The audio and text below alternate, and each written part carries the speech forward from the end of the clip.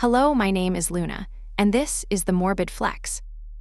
Today we're discussing Carmen Lizet Puch, a 42-year-old mother of a 3-year-old, found in a Great Falls, Virginia parking lot, and the man police say confessed after a Biden-era catch-and release at El Paso. Not immigrants as a class. One man, one entry, one release, one victim. Thesis, labeled opinion. This killing was preventable if Alexis Antonio Cedillos-Campos had never been released into the country. Catch and release is a policy. A homicide in a parking lot is what that policy can cost when the person you released later kills someone. We are not going to smear every person who crossed a border. We are going to name this entry, this release, this suspect, and this mother. Her name is Carmen Lizet Puch, 42, Reston, Virginia. Fairfax County Police Chief Kevin Davis called her a loving mother of a 3-year-old girl. People who knew her told NBC Washington she was soft-spoken and worked hard to support that child. Co-workers at Baidez, a restaurant in Herndon, sources told News 4. Family from New Jersey drove down to take the little girl. We are not going to show you that child's face. Monday, August 17, 2026, just before 7 in the morning, Difficult Run Park, 8800 block of Georgetown Pike, Great Falls. A person out for a run found her in the parking lot near a 2011 Honda Civic. Officers arrived at 6:43. Carmen was pronounced dead at the scene. Police said she had been attacked and that an accelerant had been poured on her. We are not walking you through a method. The public record is enough.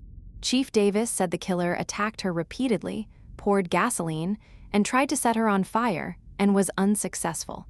Assistant Chief Rachel Levy said he set off to murder Carmen Puch. Police believe the attack began in the driver's seat. She was found outside the car. That is as far as this show goes on the how. The man they charged is Alexis Antonio Cedillos-Campos, 19, of Maryland.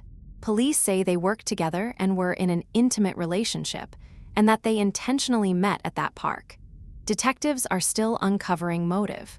Davis said Cedillos-Campos did not have a prior criminal record with local police. Within 48 hours, Fairfax fugitive detectives, Prince George's County Police, and the U.S. Marshals Service found him in Lanham, Maryland. Davis said he was offering a full confession for what transpired. Charge, second-degree murder. August 20th, Prince George's County District Court. Judge Katina Stewart ordered him held without bond as a fugitive from justice. He is awaiting extradition to Fairfax. Now the part the policy people do not want on the same screen as the victim. Department of Homeland Security. Cedillos-Campos is a national of El Salvador. Customs and Border Protection arrested him after an illegal entry near El Paso, Texas, in April 2024. Then they released him into the United States. That is catch and release. Biden administration. He was a teenager at the border. He was 19 in that parking lot. DHS told Fox News, Biden and Mayorkas hand-delivered alleged killer Cedillos-Campos to the streets of Fairfax County. They said they have reversed Biden's catch and release. White House spokeswoman Lauren Biss to Fox News, quote, "This brutal killing of this mother was 100% preventable." Quote, "The Biden administration released this illegal alien murderer into our country." She added that extreme Democrat politicians' open border policies have consequences. That is a sourced White House quote. It is not this show inventing a sentence.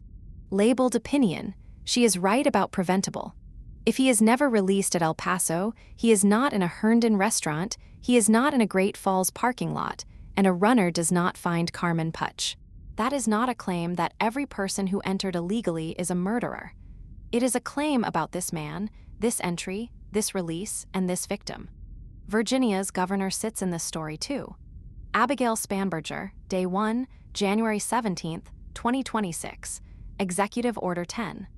She rescinded Glenn Youngkin's Executive Order 47, the order that had directed state agencies into 287G agreements with ICE. February 4th, Executive Directive 1.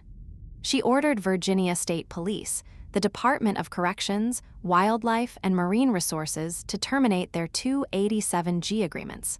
Her words, Virginians deserve to have their state and local law enforcement resources devoted to the safety and security of their communities, not federal civil immigration enforcement. Be precise, that directive named state agencies. It did not by itself cancel every local sheriff's 287G. Rick later fact-checked DHS for claiming she had terminated all of them. Locals could still choose. Fairfax Sheriff Stacy Kincaid has said her office notifies ICE when an undocumented person is booked, and ICE is responsible for taking custody after a judge orders release. ICE still lodged a detainer on Cedillos-Campos with the Fairfax County Adult Detention Center. DHS Secretary Marquane Mullen called on Spanberger and Fairfax officials not to release him.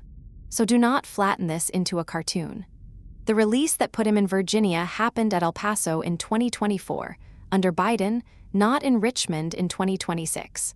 The governor's later limits on state ICE cooperation are a separate policy choice. Both are on the record.